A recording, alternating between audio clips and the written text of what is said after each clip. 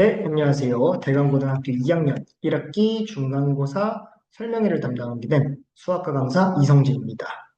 네, 이제 중간고사가 끝나고 기말고사가 이제 대비가 시작되는 시점인데요.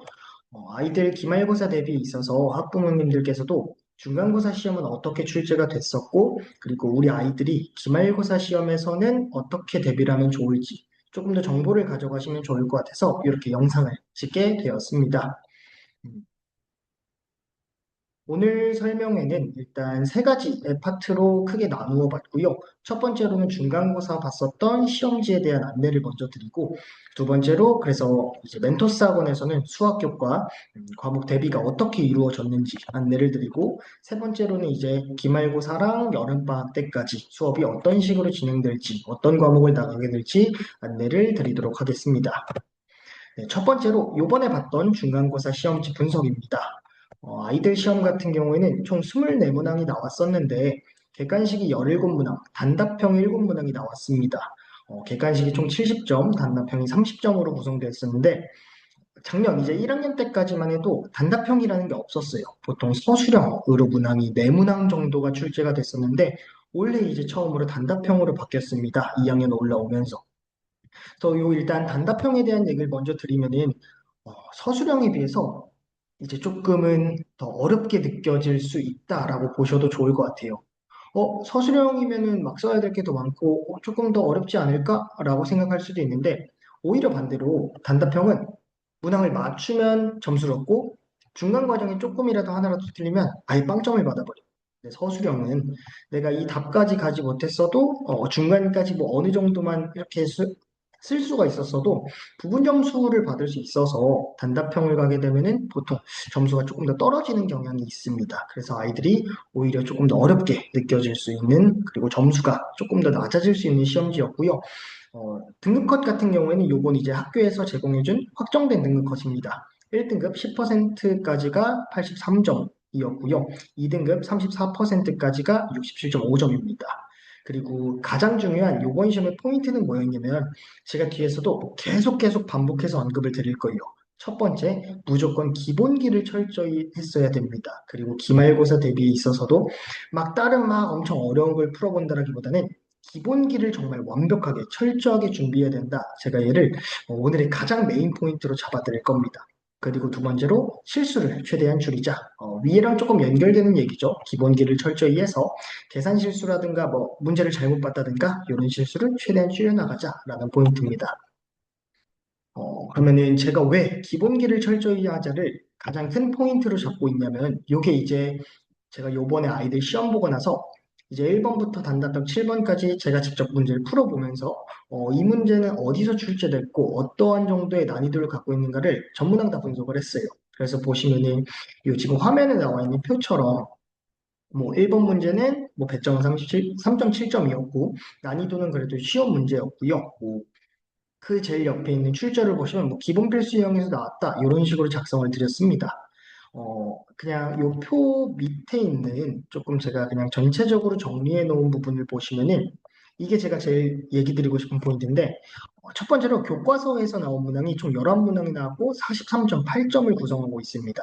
두 번째로 수능 특강, 아이들 현재 부교재가 수능 특강이거든요. 그 수능 특강에서 나온 문항이 총 8문항이 나왔는데 직접 연계, 그냥 수능 특강에 있던 문항이 거의 그대로 숫자만 바뀌다든가 이렇게 해서 출제된 문항이 총 6문항으로 26.1점. 그리고 수능 특강에 있었던 문항이긴 한데 조금 많이 어렵게 혹은 말이 많이 바뀌어서 나온 문항이 2문항, 9.3점을 구성하고 있습니다. 그리고 이외에 외부 문항이 총 5문항이 출제가 되는데 이 외부 문항 같은 경우에도 막 이 엄청 어려운 5문항을 갖고 온 게 아니라 네 문항은 제가 기본 필수형 문항이라고 작성을 해드렸는데 그냥 어느 문제집을 보더라도 아이들이 조금 공부를 했다면 충분히 맞출 수 있는 기본적인 문항들이 총 4문항 16.1점이 나왔고요. 그 다음에 한 문항만 어려운 문항, 고난도 문항이 나왔습니다. 얘가 4.7점이었어요. 그럼 이게 지금 왜 중요하냐면 자, 거기 있는 문항들 중에서 교과서 문항 11문항, 그리고 부교재였던 수능 특강에서 변형된 거 말고 직접 연계로 나온 6문항, 그리고 외부 문항 중에서 필수 유형이라고 볼 수 있는 4문항을 맞추게 되면 얘네만 맞춰도 점수가 86점이에요. 그럼 얘네만 맞춰도 86점이라는 얘기는 뭐냐면은 앞서서 1등급 컷이 83점이라고 얘기를 드렸었거든요. 그럼 요 기본 문항 충분히 아이들이 노력해서 맞출 수 있는 문항만 맞춰서도 1등급 안에 무조건 들어갈 수 있다라는 포인트예요.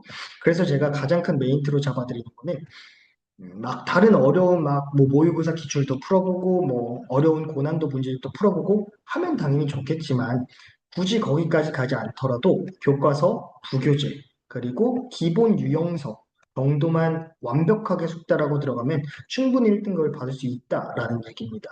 그래서 아이들 당연히 점수대마다 잡아야 되는 방향성도 다르고 목표치도 다르겠지만 기본적으로 일단 1등급이 나오지 않은 학생들이라면 기말고사에서도 막 어려운 문제집을 풀어본다기보다는 교과서와 수능 특강 부교재 요 두 개의 가장 메인 포인트를 주고 힘을 실어서 공부하게 된다면 네, 충분히 지금보다는 더 높은 점수, 고득점을 받을 수 있다라고 얘기를 드릴 수 있을 것 같습니다. 그래서 요 출처에 대한 요 얘기도 조금만 더 드리면은 이제 제가 실제로 교과서에 나와 있는 문항과 실제로 시험지에 나와 있던 문항을 조금 비교를 해드릴게요. 그래서 제일 위에 있는 왼쪽 편에 있는 문항이 현재 실제 시험지 문항이고요. 오른쪽에 작성되어 있는 문항이 교과서에 실려 있는 문항입니다. 그래서 시험지 7번을 보면은 첫 번째 줄 y는 뭐 2의 2x 제곱의 그래프를 x축으로 p만큼 y축으로 q만큼 평행이동하겠다 이렇게 나와 있는데 실제로 교과서에 있는 문항을 보면은 첫 줄이 똑같아요. y는 2의 2x 제곱 그래프를 x축으로 p만큼 y축으로 q만큼 이동할 것이다. 네, 같은 완벽하게 그대로 갖고 온 숫자만 바꾼 문항이라고 보셔도 괜찮고요. 그 다음 밑에 있는 12번도 보면은 이게 사진이 아이들 시험지를 캡처했다 보니까 조금 잘 안 보이긴 하는데 좌표 평면 위에서 각 세타를 나타내는 동경과 각 7세타를 나타내는 동경이 일직선 위에 있고 방향이 반대일 때 뭐 사인 어쩌고저쩌고 하셔라 이렇게 나와 있습니다. 다음 오른쪽에 있는 교과서 4번 문항을 봤어도 좌표 평면 위에서 각 세타를 나타내는 동경과 7세타를 나타내는 동경이 일직선 위에 있고 방향이 반대일 때 사인 어쩌고저쩌고 해라 라고 동일한 문항이라고 보셔도 괜찮습니다. 이런 식으로 교과서에 있는 문항이 정말 숫자만 바뀌어서 나오고 있기 때문에 교과서만 잘 대비를 했어도 아까 말했던 43점의 어치는 충분히 받아갈 수 있다라는 포인트입니다. 두 번째로 부교재 같은 경우에도 부교재는 제가 아까 직접 연계된 문항도 있고 조금 많이 변형된 문항도 있다라고 얘기를 드렸어요. 그래서 위에 있는 문항을 보면은 자, 이게 왼쪽이 시험지 14번 문항이었는데 그 네모칸 보기를 잠깐 볼까요? 네모칸 보기를 보면은 기억 두 함수 y는 fx, y는 gx의 그래프를 점근선은 서로 일치한다. 다음 오른쪽에 있는 수능 특강 문제를 보더라도 기억 보기 두 함수 fx, gx의 그래프의 점근선은 서로 일치한다. 니은 보기도 지금 보면은 뒤에가 0부터 a가 1 사이에 있다. 니은 보기 0부터 a가 1 사이에 있다. 디귿 보기도 보면은 뭐 요 양수 K에 대해서 어쩌고저쩌고 나와 있어서 뭐 A, B는 CD이다. A, B는 CD이다. 정말 그대로 보기를 갖고 왔다라고 생각하셔도 괜찮아요. 그래서 수능 특강을 충분히 대비한 학생이면은 요 직접 연계된 문항은 시험지 내에서도 조금 자신감 있게 풀어낼 수 있었을 거고 근데 밑에 있는 요 단답형 7번을 보게 되면은 자, 시험지 두 번째 줄에 fx라는 함수는 sin x 그리고 a 코사인 x 플러스 b가 됩니다. 그리고 오른쪽에 있는 수능 특강의 첫 번째 줄을 보더라도 fx는 sin x 또는 a 코사인 x 플러스 b가 된다. 라고 같은 함수를 일단 가지고 오고 있어요. 근데 그 뒤에 보면은 시험지 같은 경우에는 네모칸을 줘서 뭐 라는 보기 하나, 나라는 보기 하나 얘네들을 만족시켜야 된다라고 나와 있는데 실제로 수능 특강에 나와 있었던 문항은 조건이 조금 다릅니다. y는 t가 만나는 점개수를 뭐 3개가 되지 않도록 하는 순서상 개수 구하셔라.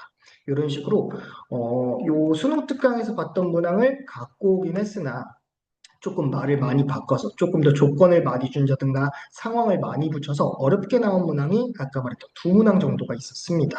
그래서 어, 얘까지도 사실 맞출 수 있으면 정말 좋지만 아이들이 아직 1등급이 나오지 않은 1등급보다 밑에 등급을 갖고 있는 아이들이라면 이 변형 문항을 맞추지 못했어도 앞선 문항들만 대비를 할 수 있었어도 충분히 1등급까지는 올라갈 수 있고 지금보단 점수가 많이 오를 것이다 라고 얘기를 다시 한번 드릴게요. 다음 외부 문항 같은 경우에는 외부 문항도 제가 그냥 두 문항 정도를 갖고 왔는데 첫 번째로 위에 있는 단답형 3번 얘가 기본 필수 유형이라고 얘기 드렸던 외부 문항입니다.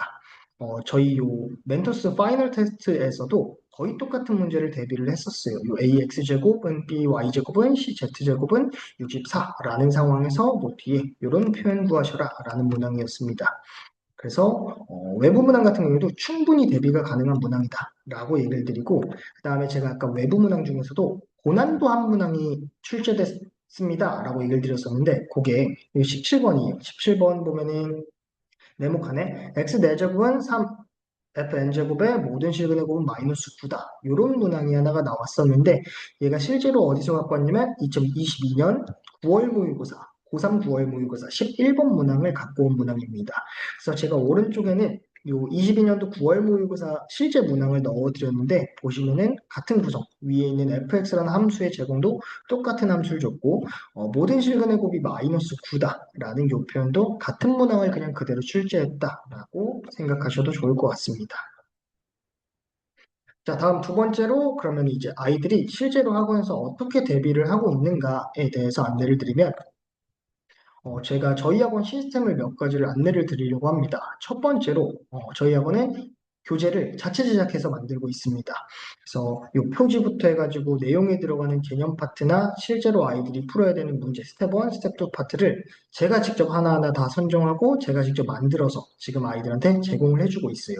그래서 조금 더 그래도 대강만의 느낌을 살릴 수 있는 문항들, 대강고에서 그래도 좋아하는, 자주 출제되는 문항들만 따로 뽑아서 아이들 교재를 구성하고 있습니다. 다음 두 번째로, 요 첫 번째 교재가 보통 한 내신 커리큘럼 한 3주차 정도에 완료가 되는 것 같아요. 그래서 3주차가 끝나고 나면 이제 4주차부터는 아이들 학교 교과서랑 그리고 부교재였던 수능 특강에 대한 해설을 진행하고 있습니다. 이 교과서와 부교재는 전문항 해설이 들어가면서 해설을 할 때 제가 따로 녹화 영상을 지금 녹화를 해서 아이들한테 영상으로 다시 한번 제공을 해주고 있어요. 그래서 아이들이 수업 시간뿐만 아니라 따로 집 가서 복습하거나 숙제하거나 할 때도 이 영상을 다시 한번 보면서 조금 확인할 수 있게끔 제공을 하고 있습니다. 다음 세 번째로 저희는 교재가 끝날 때마다 교재 오답 테스트를 진행하고 있는데 교재를 아이들이 예를 들어 뭐 수학 문제집을 한 권 다 풀었다라고 해서 이 한 권에 있는 내용을 다 알고 있는 건 아니거든요. 당연히 틀렸던 문제에 대해서 복습도 들어갔어야 되고 맞춤 문제보단 틀렸던 문항이 더 중요하기 때문에 요 교재가 한 권 끝날 때마다 교재 내에서 아이들이 많이 틀렸던 문항들 그리고 시험에 나올 수 있는 가장 주요 문항들만 따로 뽑아서 테스트를 다시 한번 진행하고 있습니다. 그래서 이 테스트에서 통과를 이제 커트라인이 있어서 통과를 해야 되고 만약에 그 커트라인 넘지 못하면 다시 공부해서 재시험을 보는 방식으로 진행을 하고 있습니다. 보통은 이게 3주차 끝날 때, 이 메인 교재가 끝날 때 한 번 진행이 되고 있어요. 그리고 네 번째로 4주차부터는 교재 테스트라기보다는 실전 테스트를 진행하고 있습니다. 그래도 진도가 한 바퀴 끝난 상태이기 때문에 실전 테스트를 진행해서 대강고 기출, 그리고 필수형, 그리고 모의고사 문항들을 이렇게 조금 섞어서 제가 직접 자체 제작을 해서 아이들한테 시험지 형태로 맞춰서 전달하고 있습니다. 다음 두 번째로 파이널 테스트도 진행하는데 얘는 시험 대비 마지막 주차에 이제 교과서 문항, 부교재 문항, 그리고 필수형 문항, 모의고사 문항을 제가 직접 하나하나 전부 다 변형해서 아이들한테 시험지 형태로 만들어서 제공하고 있습니다. 그래서 얘는 실제로 보는 시험과 같은 문항수 그리고 비슷한 배점을 만들어서 최종 대비를 하고 있다라고 생각하시면 좋을 것 같습니다. 마지막 다섯 번째로 실시간 피드백을 제공하고 있는데, 음, 아이들이 학원에 있는 시간보다는 학원 밖에서 있는 시간도 저는 조금 더 이제 소중하고 효율적으로 다뤘으면 좋겠어서 제가 거의 24시간 아이들한테 카톡을 주고받으면서 서로 해설, 피드백을 제공하고 있어요. 그래서 여기 시간을 보면은 뭐 저녁 9시 요때 이제 문제를 질문한 친구도 있고 뭐 11시 40분 거의 밤 12시 질문한 친구도 있고 새벽 2시, 2시 반 막 이렇게 질문하는 친구들도 있습니다. 제가 엊그제는 이제 아이들 질문을 받아주다가 새벽 4시 반인가? 4시 반에 잠들기도 하고 이러는데 웬만하면은 제가 최대한 아이들과 같이 24시간을 보내고 싶어서 이렇게 피드백을 학원 밖에서도 제공하고 있다라고 알고 계시면 좋을 것 같습니다. 네, 마지막으로 기말고사랑 그리고 여름방학 커리큘럼에 대해서 안내를 드리려고 합니다. 기말고사 같은 경우에는 이제 7월 1일 수요일부터 7월 7일 화요일까지로 예정이 되어 있고요. 그래서 이에 대한 내신 대비 기간은 5월 6일부터 6월 30일까지 진행되고 시험 전날 직전 보강까지 이루어질 예정입니다. 네, 수업 내용은 지금 아이들이 공부하고 있는 대수 과목의 기말고사 범위를 해당하게 될 거고요. 일단 그래서 요 기간을 보면은 딱 8주 정도가 나오는 것 같아요. 그래서 1주차부터 3주차까지는 아까 얘기 드렸던 메인 교재 수업이 일단 한번 이루어지면서 다시 한번 개념 강의가 이루어지고요. 이때 이제 필수 유형에 대한 전문항 풀이가 들어갑니다. 그리고 요 3주차 교재가 끝날 때 오답 테스트를 진행하게 됩니다. 그 다음 4주에서 6주차까지는 전범위를 다시 한번 빠르게 복습하면서 교과서 문항이랑 부교재, 수능 특강 문항에 대한 전문항 해설이 진행이 됩니다. 그래서 이때는 제가 수업 영상을 최대한 녹화를 해서 아이들한테 제공을 해주고 있어요. 그리고 마지막 7, 8주짜리는 교과서랑 이제 수능 특강을 제가 문제를 직접 다 한 문항 한 문항 변형해서 아이들한테 변형 문항을 제공해주고 있고요. 그 다음 아까 얘기 드렸던 파이널 테스트까지 진행을 하고 있습니다. 그래서 기말고사 대비는 일단 중간고사와 비슷하게 진행이 흘러가는데 다시 한번 얘기를 드리면은 가장 메인이 됐어야 되는 부분은 교과서와 수능 특강 부교재가 메인이 될 거다. 그리고 어머님들도 이 부분을 조금 더 아이들한테 이제 강조를 해주시면 좋을 것 같아요. 다음 여름방학 일정 같은 경우에는 아이들이 이제 2학기 때 수학이 미적분 1이라는 과목이 들어갑니다. 얘는 대수와 함께 수능 과목에도 들어가기도 하고요. 내신, 2학기 내신에서도 메인 수업이라고 생각하시면 돼요. 그래서 여름방학 때는 지금 시간표와 동일하게 목토 6시부터 10시 타임에 미적분 1이 진행이 될 거고요. 그 다음에 확률과 통계 특강이 하나가 깔립니다. 얘는 고3 때 배우는 수학 과목인데 얘도 마찬가지로 수능에 들어가는 필수 과목이에요. 그래서 요 고3 수학 확률과 통계에 대한 특강이 여름방학 4주 기간 동안 주 2회 수업으로 진행이 될 예정입니다. 화요일과 목요일 1시부터 5시에 수업이 편성될 예정이고요. 요 특강 시간표는 이제 다른 국어, 영어 과목들과도 현재 조금 조율이 될 수 있는 상태라서 시간표가 약간은 변경될 수 있습니다. 근데 주 2회로 진행된다라는 사실은 그대로 유지된다라고 알고 계시면 좋을 것 같습니다.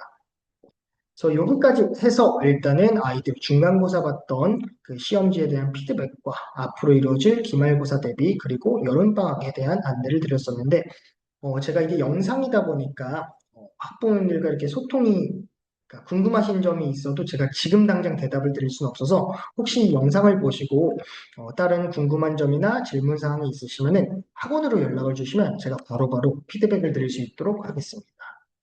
네, 영상은 여기서 마무리를 하도록 하겠습니다. 감사합니다.